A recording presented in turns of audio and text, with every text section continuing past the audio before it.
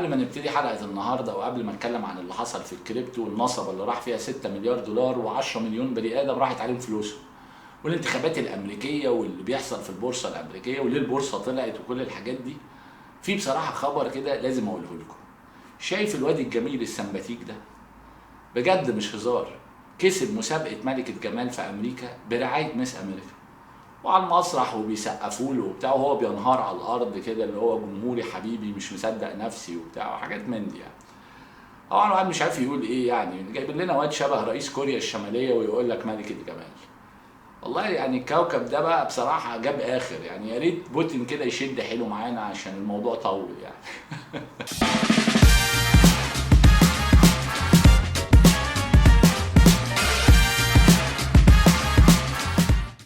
ايه اللي حصل بقى في الكريبتو؟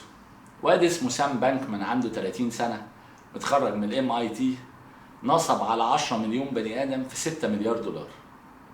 الواد ده كسب فلوس كتير جدا من الكريبتو عن طريق ان هو يشتري البيتكوين في امريكا ويروح يبيعها في اليابان، لان هو لقى ثغره كده ان في اليابان بيبيعوا البيتكوين بيشتروا البيتكوين باغلى مما بيبيعوه.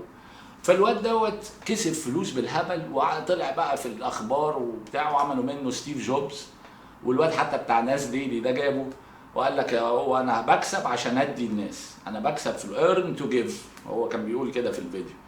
طبعا هو ادى الناس من ناحيه ادى الناس، فهو ادى الناس يعني. حاجه كارثه والله.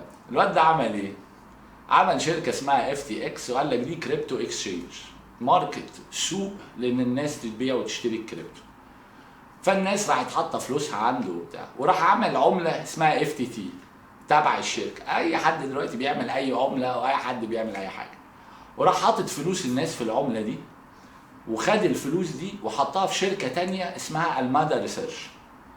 وفي المادا ريسيرش دي جاب البت دي تخيل، جاب البت دي عشان تدير فلوس الناس، وبقى يغلي سعر العمله، فالفالويشن او قيمه العمله تبان كبيره، فقيمه الشركه تطلع كبيره.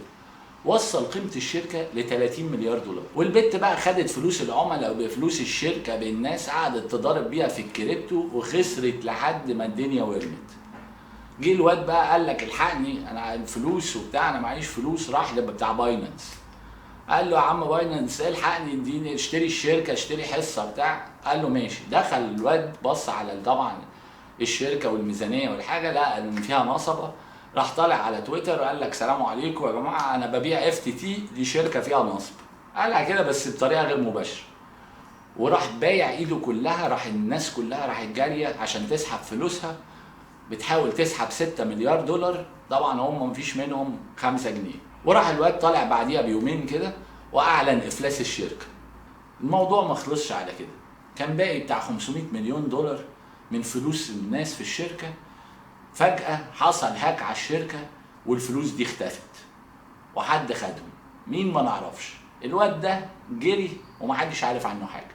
فلوس الناس راحت، 10 مليون بني ادم ب6 مليار دولار راحوا في الهواء.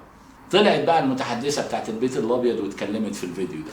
Without proper oversight, cryptocurrencies, it risks harming everyday Americans. So this is something that clearly we monitor and that we see as an important issue.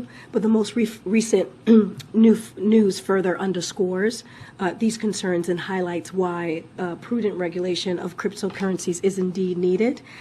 The White House, along with the relevant agencies, will again closely monitor the situation as it develops. طبعا الناس اللي بتتفرج عليها عارفه رايي في موضوع الكريبتو، وانا حاطط فيديو على القناه بشرح فيه الكريبتو ده من اكتر من سنه، وبقالي سنين بقول الكريبتو ده كلام فارغ. بس يا عم سيبك مني، اسمع راي وارن بافيت في الموضوع ده.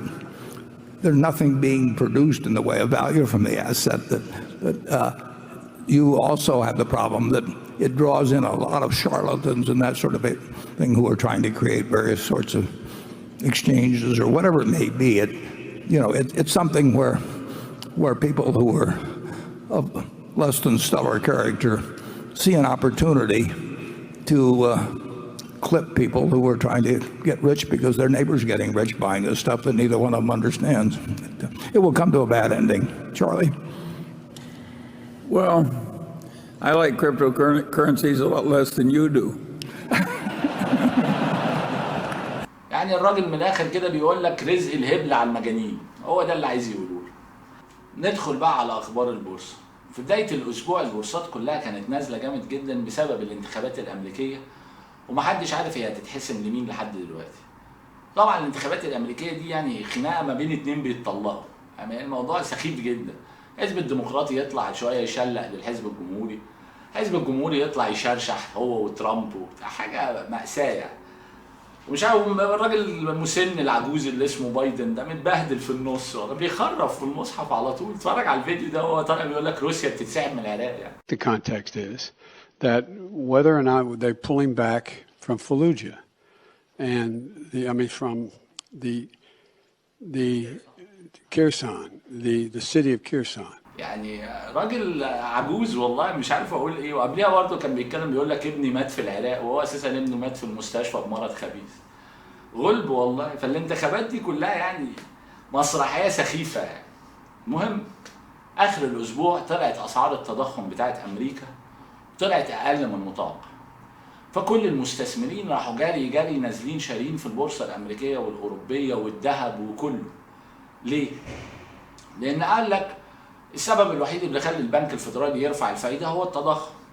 فلو التضخم جاب اخر، وصل لمرحله الاخر وبدا يقلب، بدا ينزل، اللي هو بقى خلاص يعني جاب اخره كده، بيكت، وصل لنهايته، فده معناه ان على الاقل البنك الفيدرالي حتى لو مش هيوقف تطليع الفايده هيقلل تصعيد الفايده، فده يخلي قيمه الكاش اقوى شويه.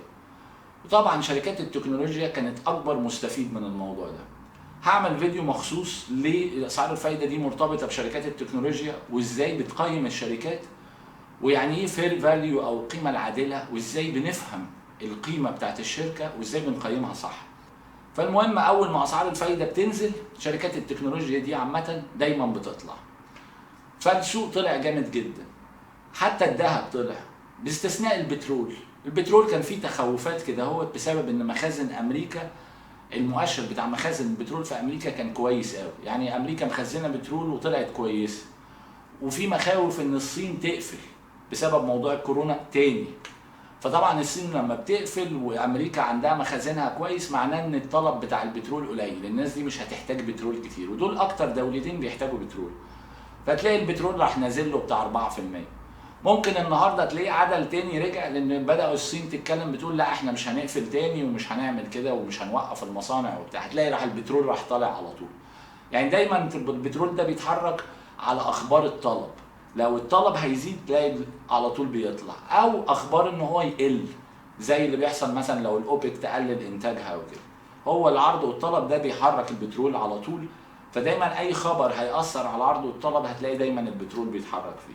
قبل ما نقفل حلقه النهارده هسيبكم مع الفيديو ده بتاع جورج بوش وهو بيغلط بس بيقول الحقيقه. اشوفكم على خير الاسبوع الجاي ان شاء الله. In contrast, Russian elections are rigged. Political opponents are imprisoned or otherwise eliminated from participating in the electoral process.